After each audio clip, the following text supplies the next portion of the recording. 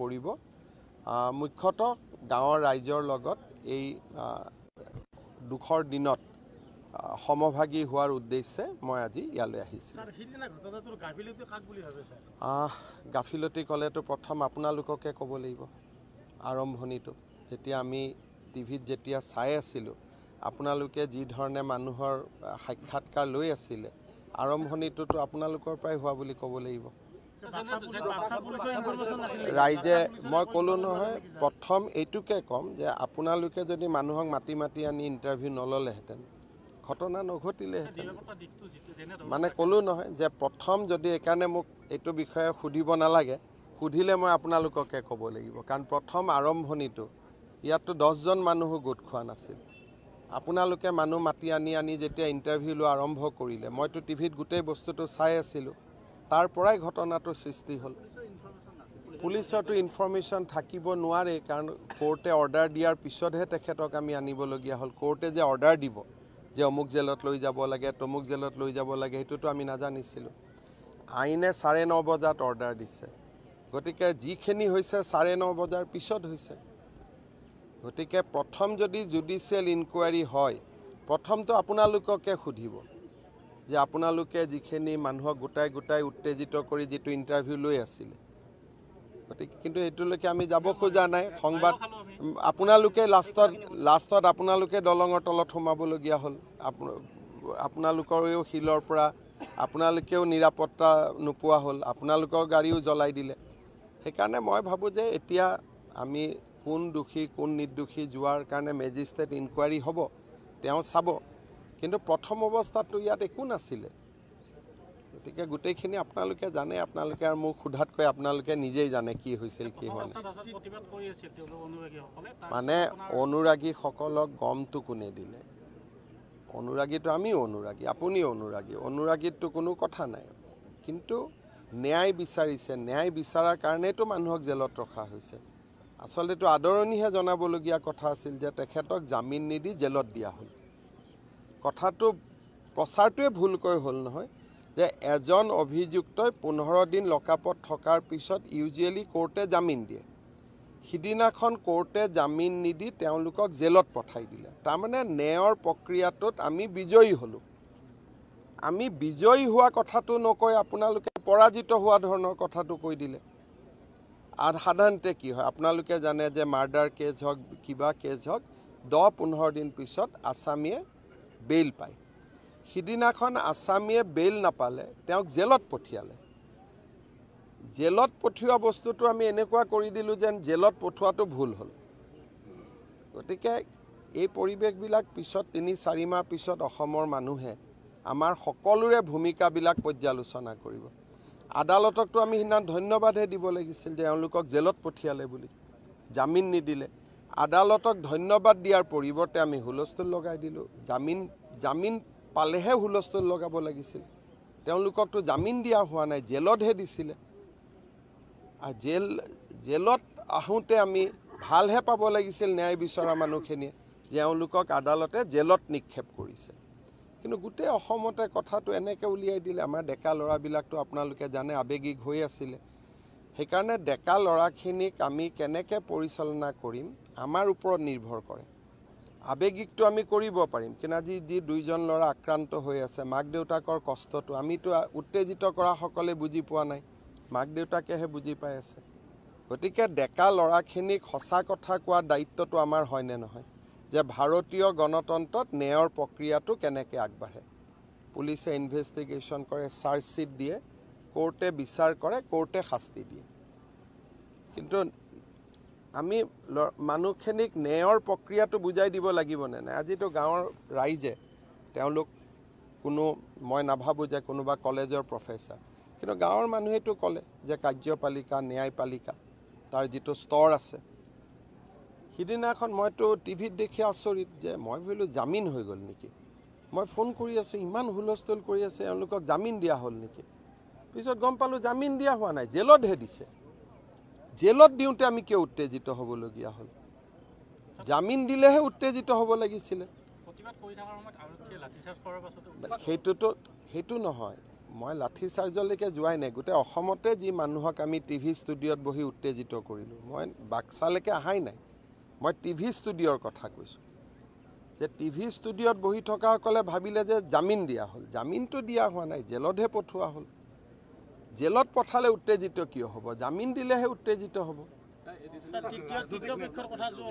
বাকী চাওক বাকী এডিশ্যনেল SP গাঁৱৰ ৰাইজেতো একো কোৱা নাই আপোনালোকে কৈ আছে সেইটোৱে পাৰ্থক্য গাঁৱৰ ৰাইজৰ যিটো পৰিৱেশ আৰু আপোনালোকৰ পৰিৱেশ দুইটা আকাশ পাতাল এতিয়া গাঁৱৰ ৰাইজেতো পুলিচ প্ৰশাসনক ভূয়সী প্ৰশংসা কৰিলে কিন্তু আপোনালোকে বেলেগ প্ৰশ্ন সুধি আছে এইটোকে যোনে মোৰ লগত ভিতৰত আছিল ভিতৰৰ পৰিৱেশটো সম্পূৰ্ণ বেলেগ আপোনালোকৰ লগত পৰিৱেশটো সম্পূৰ্ণ বেলেগ মই নাজানো কিন্তু ভিতৰত ৰাইজে বাস্কা জিলাৰ SP DCক ভূয়সী প্ৰশংসা কৰিছে মই কি ক'ম মইতো ৰাইজৰহে শুনিম কাৰণ আপোনালোকৰ গোটেই বেলেগ বেলেগ মালিক আছে চবৰে কথা বেলেগ গতিকে আপোনালোকৰ কথাটো বেলেগ কথা কিন্তু গাঁৱৰ ৰাইজে মোক যিখিনি কথা ক'লে মুখ্যমন্ত্ৰী হিচাপে মই কাৰ কথা শুনিম ৰাইজৰ কথাহে শুনিম ৰাইজে তাতে স্পষ্টভাৱে ক'লে যে SP আৰু DCক আমি খুব ভাল পাইছোঁ হাত চাপৰি মাৰি সকলোৱে এটা তেওঁলোকক অভিনন্দন জনালে এইমাত্ৰ 1 মিনিট পিছত আপোনালোকে বেলেগ প্ৰশ্ন সুধি আছে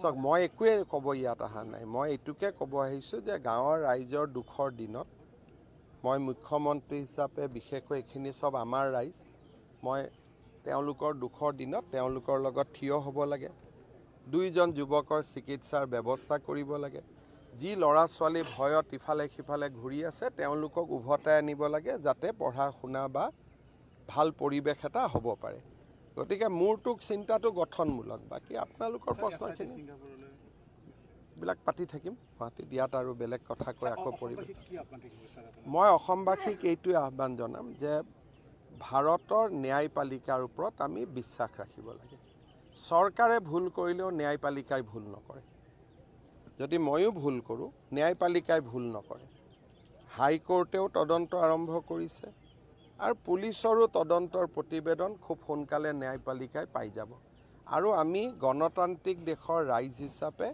ভাৰতৰ ন্যায়পালিকাৰ ওপৰত বিশ্বাস ৰাখিব লাগে অসম চৰকাৰে অলৰেডি সিদ্ধান্ত লৈছে যে এই গোচৰটো ফাষ্ট ট্ৰেক কোৰ্টত হ'ব তাৰমানে প্ৰতিদিনেই শুনানি হ'ব ফাষ্ট ট্ৰেক কোৰ্টৰ উদ্দেশ্য কি যে আজি এটা দিন দিলে 1 মাহ পিছত দিন আহিলে এইটো নহয় প্ৰতিদিনেই শুনানি হ'ব গতিকে ন্যায় আমি সোনকালে পাই যাম সেইকাৰণে মোৰ এটাই অনুৰোধ যে মুখ্য ন্যায়াধীশ ডাঙৰীয়াই ফাষ্ট ট্ৰেক কোৰ্ট এখন গঠন কৰক আমি অনুৰোধ জনাম ইতিমধ্যে কেবিনেটত সিদ্ধান্ত হৈছে আমি নিৰ্দিষ্ট সময়সীমাৰ ভিতৰত চাৰ্জশ্বিট দিম ন্যায়পালিকাই তদন্ত প্ৰতিবেদন আৰু বাকী সাক্ষীৰ ওপৰত এটা প্ৰক্ৰিয়াৰে ডেফিনেটলি আমাক সকলোকে ন্যায় দিব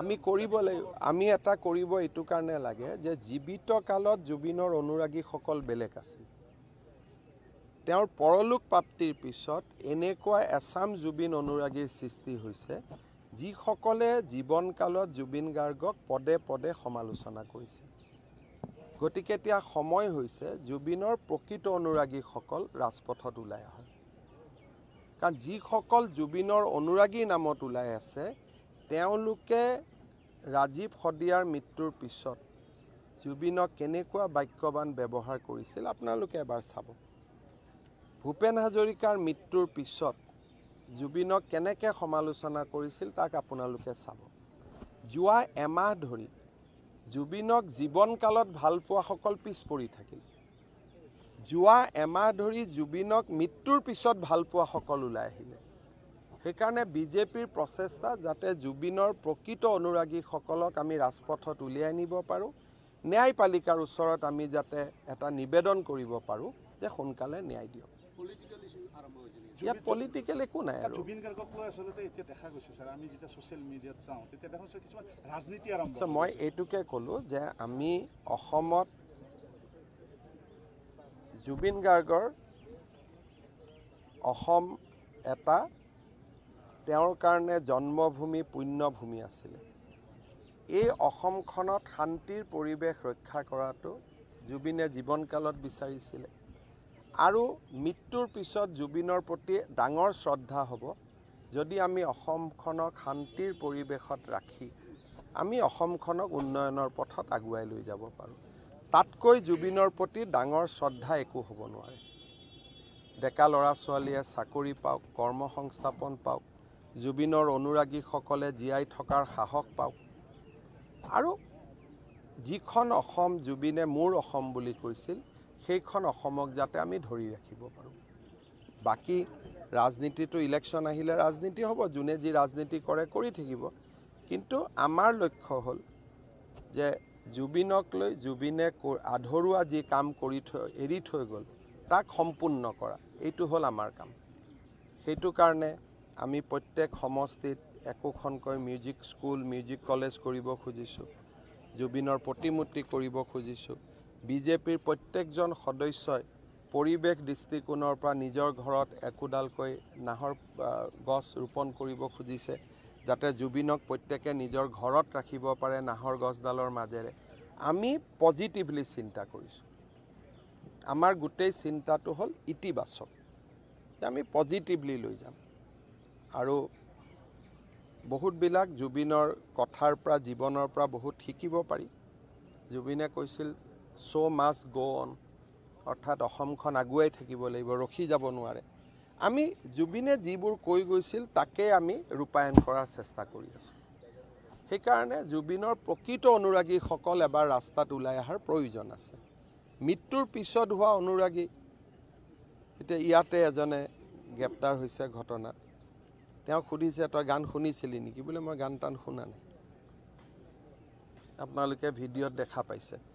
আৰু মানুহজনে সিদিনাখন তেওঁ সন্মুখত থাকিলে, পিছত ক'লে যে ন্যায় দিব লাগে। তেতিয়া পুলিচে সুধিলে কি ন্যায় দিব লাগে? বোলে চবেই ন্যায় দিব লাগে কাৰণে ময়ো ন্যায় দিব লাগে বুলি কৈছে।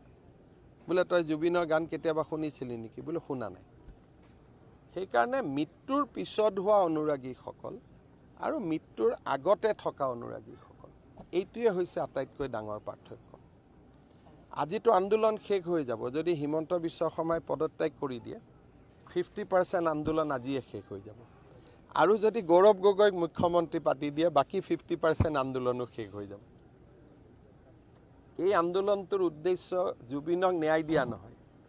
এই আন্দোলনটোৰ উদ্দেশ্য হৈছে যে 4.5 বছৰ একো সুযোগ পোৱা নাছিলোঁ, আজি এটা সুযোগ পাইছোঁতো, আমি সুযোগটো ব্যৱহাৰ কৰিব লাগে। সেইকাৰণে বিজেপিয়ে প্ৰকৃত অনুৰাগীসকলক লৈ জুবিন যাতে মৃত্যুৰ পিছতো শ বছৰ জীয়াই থাকিব পাৰে, সমাধি ক্ষেত্ৰ নিৰ্মাণ বা জুবিন ক্ষেত্ৰ নিৰ্মাণ, কালি কমিটিৰ বৈঠক হৈ গ'ল। আমিও জুবিন ক্ষেত্ৰই কৰি দিম, কোনো কথা নাই। গতিকে এই স্থায়ী কামবিলাক কোনে হাতত লৈছে?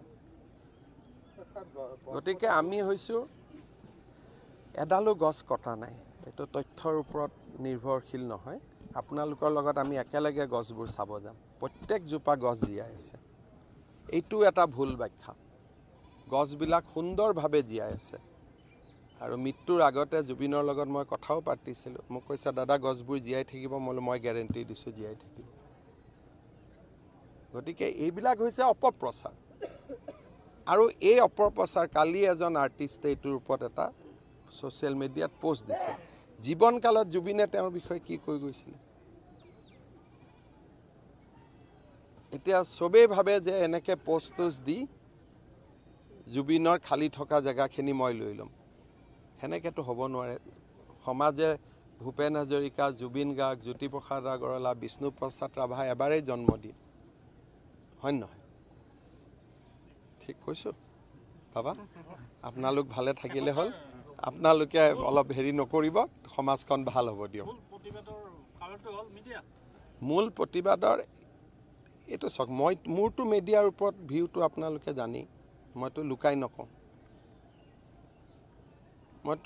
নকওঁৱেই যে আপোনালোকৰ যিবিলাক ৰোল, সেইটোতো ভূমিকাটোৰ ওপৰত অসমত আলোচনা হোৱাৰ প্ৰয়োজনীয়তাটো আছেই।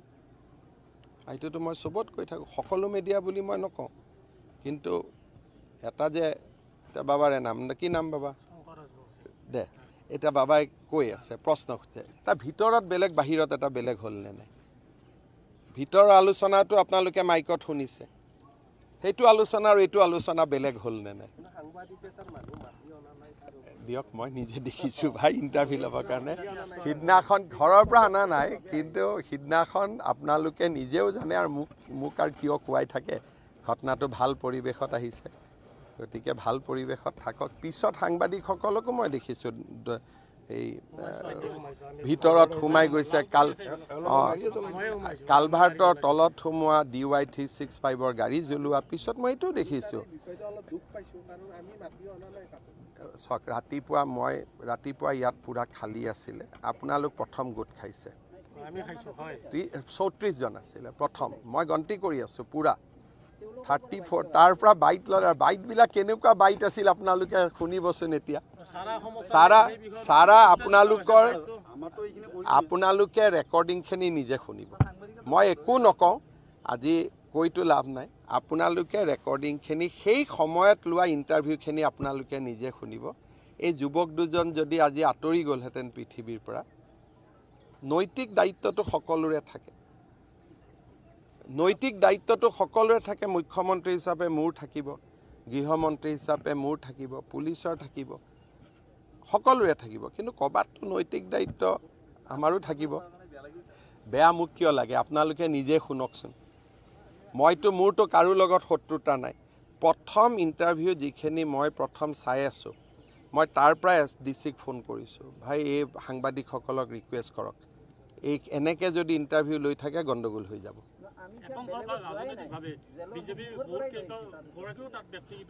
বিজেপিও আছে সেইকাৰণে কৈছোঁ যে ইয়াত যেতিয়া এই গাঁওখনটো গোটেই বিজেপি এই গাঁওখনে যোৱা BTC ইলেকশ্যনত 100% বিজেপিক ভোট দিছে সেইকাৰণে মই বিজেপি এটা শব্দওতো মই কংগ্ৰেছক আক্ৰমণ কৰা নাই কৰিছোঁ জানো আধা ঘণ্টা কথা পাতিলোঁ মই ৰাজনীতি কৰাই নাই কাৰণ যদি মানুহক আমি কৈ দিওঁ ডেকা শক্তি ডেকা তেজ ল'ৰা ছোৱালীখিনিয়ে ভাবি ল'লে যে কিবা গভৰ্ণমেণ্টে তেওঁলোকক জামিনে দি দিলে নেকি যি ধৰণে আমি কৰিলোঁ জেলতহে পঠাইছে ক'ব লাগিছিল যে আজি এটা ন্যায় প্ৰক্ৰিয়াত ডাঙৰ বিজয় আদালতে তেওঁলোকক জামিন নিদিলে জেলত পঠিয়ালে যদি আমি ক'লোহেঁতেন জেলত পঠোৱালে তেতিয়া ইয়াত ক'লে 5 ষ্টাৰ জেল অমুক জেল ভচুক জেল ইয়াত এয়াৰ কণ্ডিশ্যন আছে অমুক আছে এইবিলাক যিবিলাক উলিয়ালে আজি সিহঁতি একযোৰ কাপোৰতে আছে মাটিত শুই আছে পকাত শুই আছে এতিয়া তেওঁলোক গোটেইকেইজনে আজিতো কোনেও দেখুওৱা নাই যে আজি ইমান দিন মাটিত শুই আছে তাৰ ভিতৰত বিচনা এখনো নাই যাব আপোনালোককো লৈ যাম ভিডিঅ' কিয় ল'ব নিদিব আপোনালোকে ভিডিঅ' লৈ যাব তেওঁলোকে আজি মাটিত শুই আছে এযোৰ কাপোৰ পিন্ধি আছে ঘৰৰ মানুহ পৰ্যন্ত আহি লগ কৰিব পৰা নাই যি কাৰণে নহওক কিয় গতিকে যেতিয়া সঁচা কথাখিনি আমি যদি ৰাইজক জনাওঁ যে জুবিনৰ ঘটনাৰ লগত জড়িত এজনকো আজি 16-17 দিন হৈ গ'ল আমি জামিন ল'ব দিয়া নাই পজিটিভ কথাখিনি ক'লে যুৱকসকলটো আশ্বস্ত হ'ব এতিয়া যুৱকসকলৰ মোৰ ওপৰতো খং আছে যে ন্যায় দিয়া নাই কিন্তু ন্যায় আমি যে দি আছোঁ জামিন ল'ব দিয়া নাই এটা এটাকৈ চবক ধৰি আনিলোঁ চবে জেলত সোমাই আছে আপোনালোকে যদি কথাখিনি পজিটিভ কয় কালি প্ৰায় পজিটিভ হৈ যাব যে হিমন্ত বিশ্ব শৰ্মা চৰকাৰে আজিলৈকে এজনকো জামিনত ওলাব দিয়া নাই উল্টাহে কৈ থাকে এই সুপ্ৰিম কোৰ্টত কেছ কৰিলে কেছ হোৱাই নাই লগাই দিলে বোলে এইখন জেলত তেওঁলোকক এয়াৰ কণ্ডিশ্যন ৰুমত ৰাখিব বোলে এইখন 5 ষ্টাৰ এজনে ড্ৰোনৰ পৰা ওপৰত ফটো ল'লে লৈ কৈ দিলে এইখন ৰিজৰ্ট হ'ব পাৰে নেকি কওকচোন জেলটো জেল এই নতুনকৈ জেল বনোৱাৰ কাৰণে নতুন লাগি আছে কিন্তু ৰেজৰ্ট হ'ব পাৰে নেকি জেল লকআপ ৰেজৰ্টত থাকে নেকি মইতো নিজে জেলখন চাই গৈছোঁ আপোনালোকো মোৰ লগত আছিল এখন ৰেজৰ্ট হ'ব পাৰে নেকি কওকচোন বাক্সাত নানিলে বিতৰ্কিত ব্যক্তিকটো যাক 14 বছৰ কাৰাদণ্ড হ'ল ক'ত ৰাখিম অসমৰ কোনোবা এখন জিলাতেতো ৰাখিব লাগিব চেণ্ট্ৰেল জেলত থাকিলে গুৱাহাটীৰ মানুহ যদি ওলাই আহে ভগাই যোগাই ৰাখিব লাগিব নাই আদালতে কালি ধৰক শাস্তি দিলে যে জুবিন গাৰ্গৰ ঘটনাৰ লগত জড়িত শ্যাম কানু মহন্ত সিদ্ধাৰ্থ শৰ্মাক 14 বছৰ যাৱজ্জীৱন কাৰাদণ্ড দিয়া হ'ল ক'ত ৰাখিম অসমৰ কোনবা এখন জেলতেতো ৰাখিব লাগিব তাৰমানে আপোনালোকে এনেকুৱা এটা পৰিৱেশ কৰি দিব যে এওঁলোকক অসমৰ জেলত ৰাখিব নালাগে পশ্চিমবংগ জেলত গ'লে তাততো তেওঁলোকে যেনে তেনে মেনেজ কৰি ফুৰ্তিত থাকিব পাৰিব কাৰণ তাততো জুবিন গাৰ্গৰ বিষয়েতো ইমান মানুহৰ নলেজ নাই গতিকে শাস্তিটো অসমৰ মাটিতে দিব লাগিব না আৰু বাক্সাখনতো অসমৰ বাহিৰ নহয় কাবাক হাফলং দিছোঁ কাবাক বাক্সা দিছোঁ কাবাক চিৰাং দিম কাবাক নলবাৰী দিম মঙলদৈ দিম একেলগে থাকিলে আকৌ ক'ব যে ক্লাব কৰি ল'লে বুলি গোটেইকেইজনক একেলগে থকাৰ সুবিধা দিছে কিবা এটাতো যি কৰোঁ তাৰে উল্টাটো ক'ব যিটো কৰোঁ গতিকে কি কম কওক মোৰে দুৰ্ভাগ্য বুলি মই ভাবিছোঁ যে ধৰি আনিলোঁ কোনেও নকয় যে গোটেইকেইজনক ৰেকৰ্ড সংখ্যক সময়ত ধৰি আনিলে কোনেও নকয় যে হিমন্ত বিশ্ব শৰ্মাই ভাল কাম কৰিছে তাৰপিছত জামিন ল'ব দিয়া নাই কোনেও নকয় যে চৰকাৰখনে ইমান চেষ্টা কৰিছে বোলে ছিংগাপুৰত যোৱা নাই অফিচাৰ গ'ল ছিংগাপুৰত সেইটোও নকয় বোলে ছিংগাপুৰৰ অসমীয়া মানুহ অহা নাই এতিয়া ৱাজিদ বোলাজনক বাদ দিটো চব আহি গ'ল ভাল কথাকেইটাতো কোনেও নকয় সমাধি ক্ষেত্ৰ বনাব ইমান ধুনীয়া কমিটি কৰি আমি আৰম্ভ কৰিলোঁ কোনেও নকয় কি ক'ম সেইকাৰণে কৈছোঁ যে জুবিন গাৰ্গক ন্যায় বিচৰা ৰাইজ বেলেগ আৰু এই সুযোগতে হিমন্ত বিশ্ব শৰ্মাক পদত্যাগ কৰাই দিওঁ সেইটো 1 নম্বৰ 2 নম্বৰ এই সুযোগতে পাৰিলে এজনক মুখ্যমন্ত্ৰী পাতি দিওঁ তেওঁলোকৰ টাৰ্গেট হ'ল সেইটো কাৰণ জীৱনকালত গোটেই ষ্টেটমেণ্ট আছে এজনেও জুবিনৰ ফেভাৰত নাছিলে সেইকাৰণে ন্যায় বিজেপিয়ে দিব আৰু বিজেপিয়ে কৰিব কাৰণ আমি জুবিনক মনৰ পৰা ভাল পাইছিলোঁ সেইটোৱে কথা সেইকাৰণে ন্যায় কাৰণে 100% ন্যায় হ'ব ইয়াত ন্যায়ত কোনো ভয় খাবই নালাগে যে ক'ৰবাত ন্যায় নহ'ব বুলি ন্যায় দিমেই আৰু সেইটো মোৰ সংকল্প ন্যায় দিহে দিম হ'ব